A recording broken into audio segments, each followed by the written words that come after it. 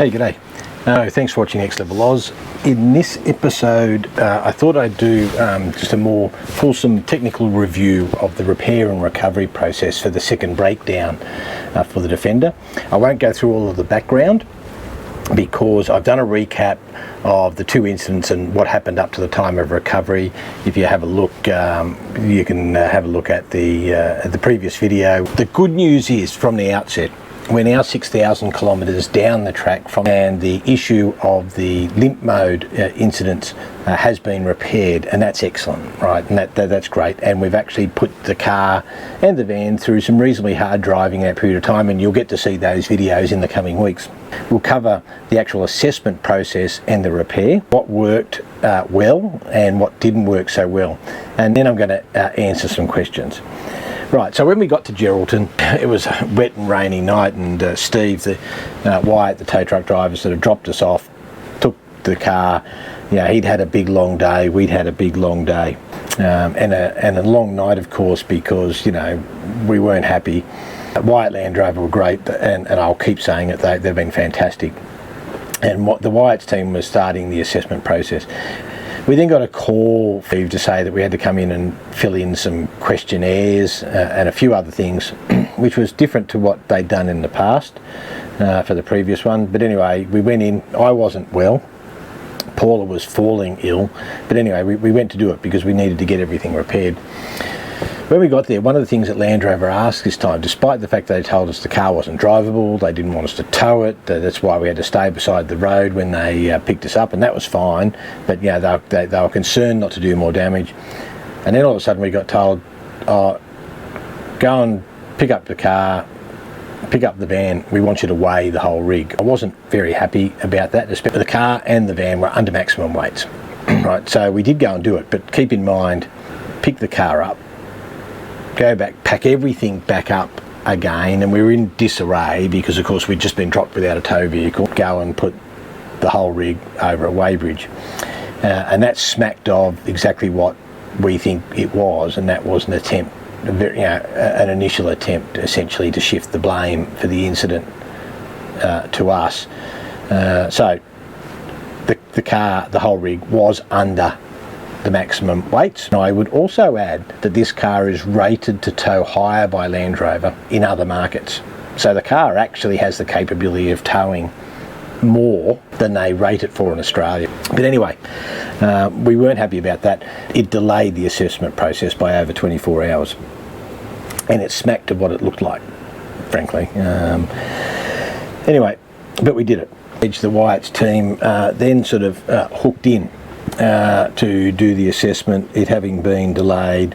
By this stage we'd got to the weekend, which was of course going to delay everything, and as it worked out, it was a long weekend, and worse than that, it was a wet and windy and appalling weather long weekend. So imagine our surprise when the app popped up to actually say that the car had been unlocked in the middle of this wet and windy long weekend. And as it worked out, Ravine, the tech, came in on the long weekend to try and continue this assessment process, and he was in effect making up the time that had been caused by the delays from JLR, and all credit to him, and we were exceptionally thankful that he did that, and it just again just reminds us of the ethos in that particular service centre at Wyatt's, and they did well.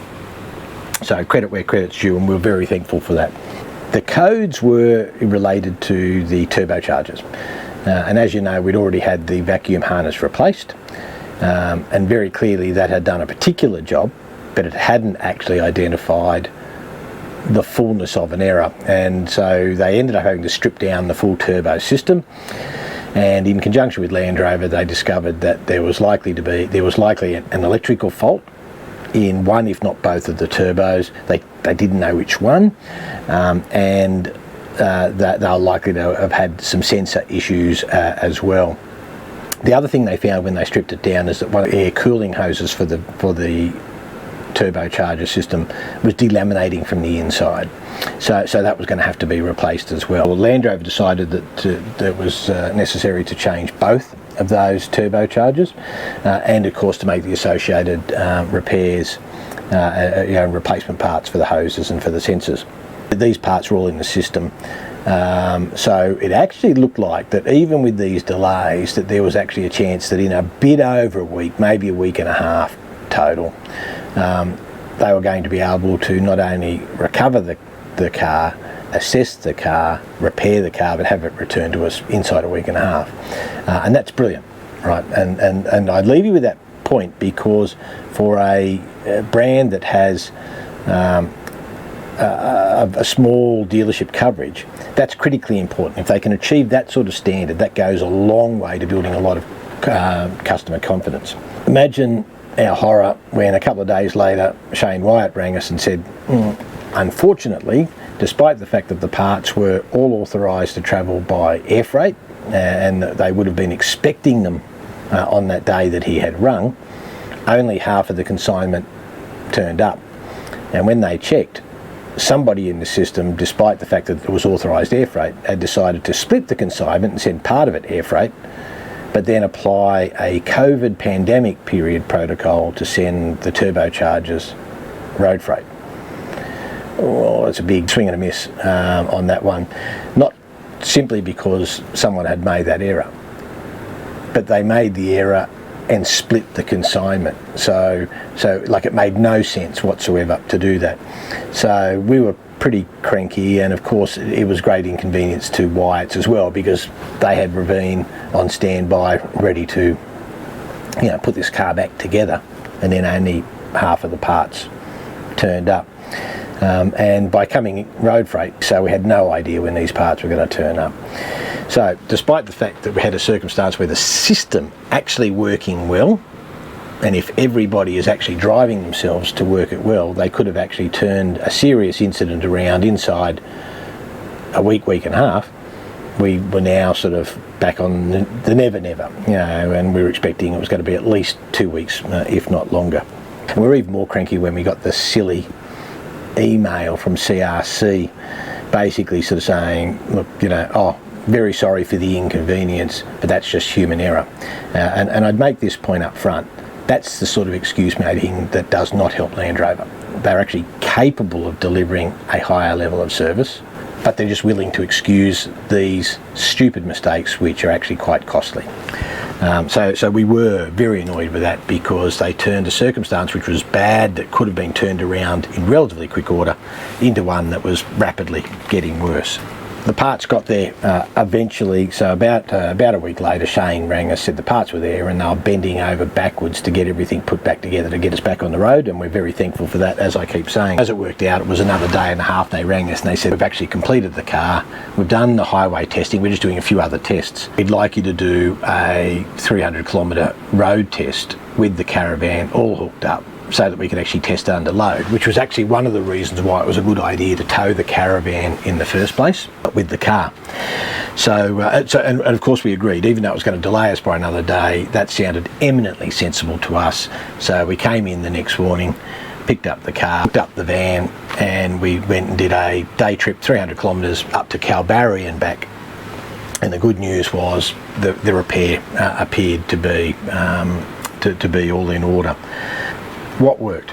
The initial response was actually great, and initially we had the same case officer at CRC that we'd had for the previous incident. We had a lot of confidence in that person, and between CRC and the RACQ, they actually agreed with my suggestion that, all things considered, it would actually be better if the Wyatt's team did the whole recovery. So if they came up from Geraldton, picked us up, took us back. Everybody agreed that that was a good idea. The other thing that I think worked well in this occasion, and was a shortfall in the first instance, and I think is a shortfall in the recovery process for Land Rover, is that they agreed to tow the van, right? And I think that was a smart thing to do second time around, and they should actually look at doing this more routinely, so that when they effect a repair, they can test the vehicle under as close as possible conditions to when a failure occurs. And in this case, it occurred while we were towing. The turbocharger issue wasn't apparent when we weren't towing. So again, very, very good in this instance to agree to tow the van. My calculation is that had they done that the first time around, the overall incident, the first breakdown related and the second breakdown and the total towing time, tow truck time, they would have had the entire issue dealt with in around half the time, and they probably would have reduced the tow truck travel time from a total of about 4,000 kilometres total across 2 incidents to about half that, with a corresponding cost reduction. And of course the incidental out-of-pocket cost would have been about half.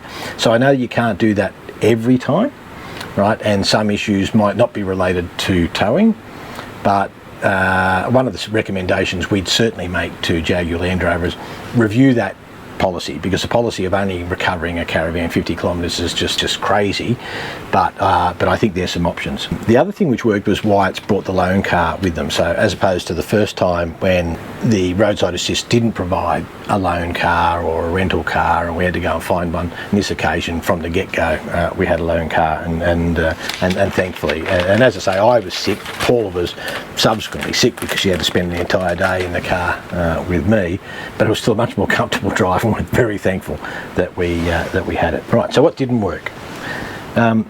Changing case officers from CRC in the middle of this incident. So it did actually erode some confidence for us when, after the first day or so, we got contacted by a new case officer who, as it worked out, was actually new to the job. So let's be a little bit fair here. It was someone who was learning on the job. But even so, it didn't actually help when that person introduced themselves and told us that they were responsible for issues in South Australia. We were on the northwest coast of Western Australia, so 5,000 kilometres difference in geography. And again, that's probably just a mistake, but even so, that didn't help at the time. And then a day after we'd actually been recovered, we got another call to sort of say that we'd get a call from the Wyatt's team. That was going to be very good, and that they expected to get a tow truck to us shortly. We were already recovered, right? So the CRC at this stage was about a day behind eventualities. Shane Wyatt explained to me that person was new, so all right, okay, let's cut them some slack. But given that we were tired, cranky, this was the second time around, probably would have helped if they'd kept the other case officer involved for some continuity at this stage as well. A big swing and a miss and a big fail was the weigh-in issue, right? So not only was the issue they knew that the codes were turbocharger related, okay? So not only was it unlikely to be the tow weight, it looked like an attempt to get out of it, and I was pretty cranky. It delayed the assessment by another day or so. We were under the max weights, and as I say, the car is actually rated to tow higher than that in other jurisdictions, so it probably wasn't smart in the circumstance to do that either. And the other thing which just didn't work was the parts stuff up. Right, now let's be absolutely clear. Human error can occur, but in my view, Jaguar Land Rover accept it too often as an excuse. And keep in mind, on this occasion, we'd broken down for the second time for a related issue, so the expenses to Jaguar Land Rover and to us were all mounting up. The initial response was certainly urgent. All the words were about urgency. They quite rightly authorised air freight. But then we get a letter to sort of say, oh look, it's just human error. Right, guys, if there's one company that actually needs to demonstrate that they can turn these things around quickly and smartly and get rid of these silly human errors, it's Jaguar Land Rover. And what made me particularly cranky about this incident wasn't just that, say, the whole consignment was sent road freight in error. That just would have been annoying enough. But they actually sent half of the parts air freight as they'd been directed to do, but then made this arbitrary decision to send the actual turbochargers road freight based on a pandemic period protocol. well outside the pandemic. Right. So that essentially doubled the turnaround time of this particular instance. So they turned something which could have been a benchmark triumph, bad circumstance. I mean, the car should never have broken down, but it happens, right? And then they could have had us on the road exceptionally quickly, which means that the hurt gets reduced, but then we end up with these swings and misses. What are some lessons out of all that? So apart from expecting a higher standard and getting the QA of the process better, the lessons, first of all, if they had more service centres like the Wyatts, if they had more techs like Ravine, putting in these extra yards, extra time, that would be brilliant. Because the guys at Wyatts just did it so well, and you can imagine they were as horrified as we were when there was a repeat incident. And of course they couldn't know that because they didn't have the caravan, they didn't get to test the whole car and the whole rig in the same conditions as the original failure had occurred. Their service was excellent, and I really can't fault it, and the effort they put in was superb. I think the other lesson here is I'd urge Jaguar Land Rover to just have a look at their recovery when you're towing. Because to be honest, the recovery of the car entitlements are actually very good. I think that they're industry leading, right? So to be able to pick up a car on the first occasion towed on the day that the tow was authorised, and then on this occasion by the side of the road within 24 hours, right, in a remote area, to get the car 750, 800 kilometres away, to get it repaired, get it returned to you, that's actually brilliant. And it needs to be that because Jaguar Land Rover don't have the service centre coverage in some of the remote areas, right? So they actually have to have an excellent recovery entitlement. But credit where credit's due. It is good for the car. And what lets it down is if someone is towing, then you end up in all sorts of issues. You're either not testing the car under the conditions of which it's towed, you're leaving people isolated from their cars, you're leaving people in remote areas. 50 kilometres for towing entitlement, it's a joke. All right, so I'd urge Jaguar Land Rover to reconsider that. And there's two options for them to do that. First of all, I think that they save money on these major incidents by towing the two together and testing them together and getting people back on the road, and they reduce incidental expenses. So they should actually consider offering an entitlement to tow akin to, say, the RACQ RV entitlement, which is based on 1,000 kilometres, and it's based on, in the Queensland terms, a recovery from the tip of the Cape, say back to Cairns, right? That sort of coverage. And of course, if there's a cost to all that, then maybe they should actually consider offering a discounted option, recovering some of the cost of offering that insurance, a discounted option for people who are going to be towing with the Land Rover, so that the owners know that they've got a complimentary caravan recovery service that goes with the excellent car recovery service. So I would recommend that. I think it's a lesson learned. What I'd recommend is turn a very good car recovery package into a very good rig recovery package as well. Would go a long way. In my estimate, if they'd recovered the car and the van first time around, they would have halved the entire incident. Probably would have been 2 weeks, right? We probably still would have found out 200 to 300 kilometres down the road towing after the initial repair that it had to go back, and that would have been disappointing, but it would have been turned around much faster. So probably a total of 2 weeks rather than spanning period of a month, and about half the cost, in the order of $5,000 in recovery and out-of-pocket expense costs. Bottom line here, but in relation to the turbocharger issue, shouldn't happen at 30,000 kilometres in the car. I think we all accept that, but we're now 6,000 kilometres after the repair, and we've done some hard driving and some long drive, and you'll see that in some of the future episodes. And the car is actually performing very well. We still have the two-wheel drive issue. I'm not even going to go into it. I'll just have to keep pestering Jaguar Land Rover to tell me what their considerations are going to be on that one. Some of the questions. All right. Okay, guys, I can take a joke. All right. So if you're a Toyota fanboy or fangirl and you want to have a bit of a shot about the Land Rover, yeah, okay.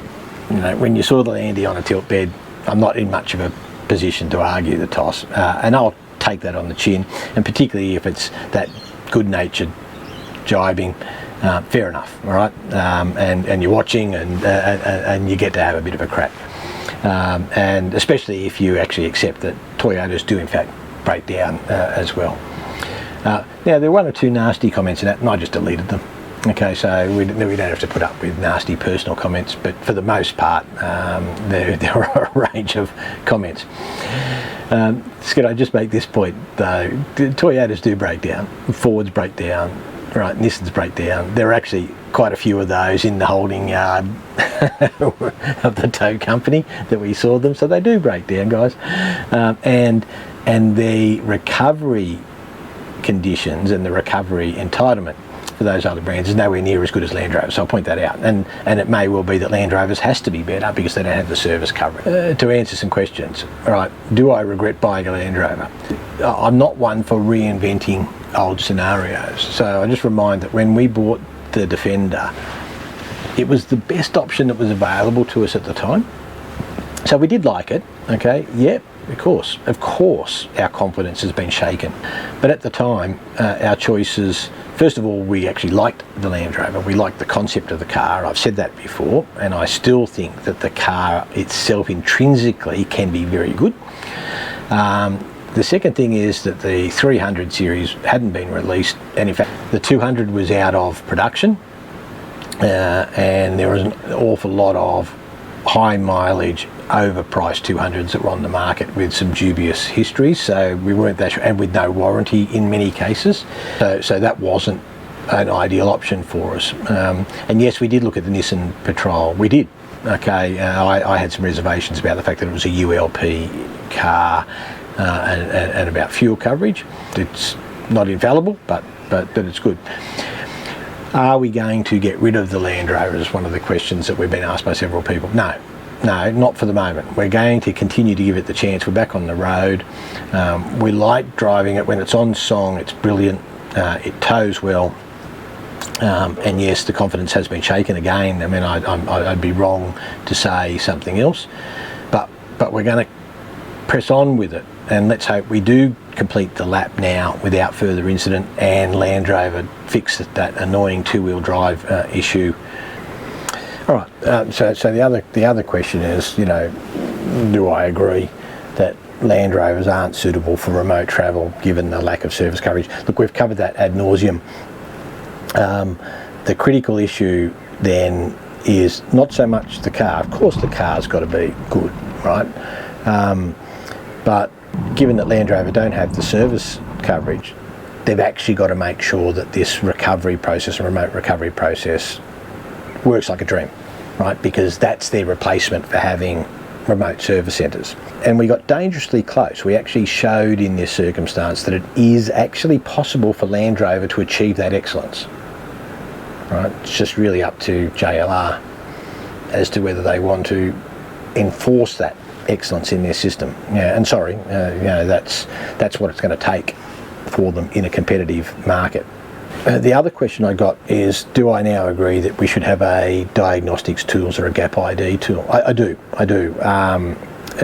It would not have solved this problem, by the way. With the problem we had, the car was going to have to go back for in-depth assessment and repair to replace the turbochargers.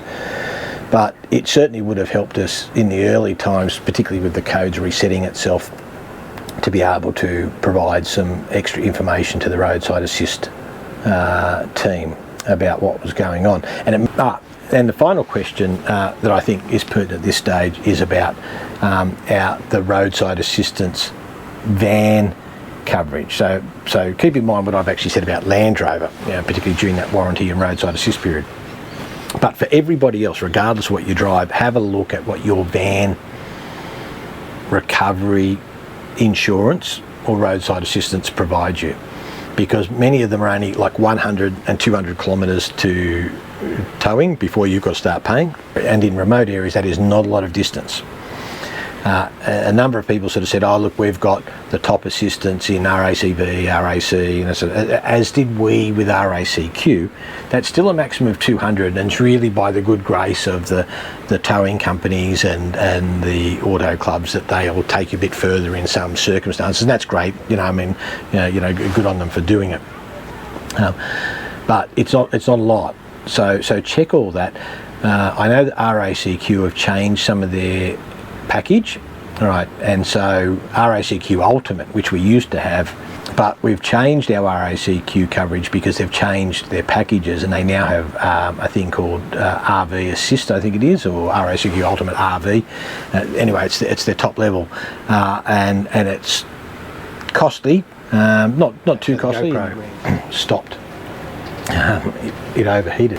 So check your caravan recovery entitlement, and if it's adequate for your sort of towing, that's great. If you need to upgrade, have a look to see what you can get. And as I say, we've upgraded to RACQ RV, and that's still a new product. We're 6,000 kilometres down the track. Keep an eye on some of the adventures that we have done and we continue to do on the lap, because the car at the moment is going well, and long may that last. If you keep watching, please, we really do welcome all of the comments, all of the subscriptions. That helps us send some money off to RFDS and to Legacy.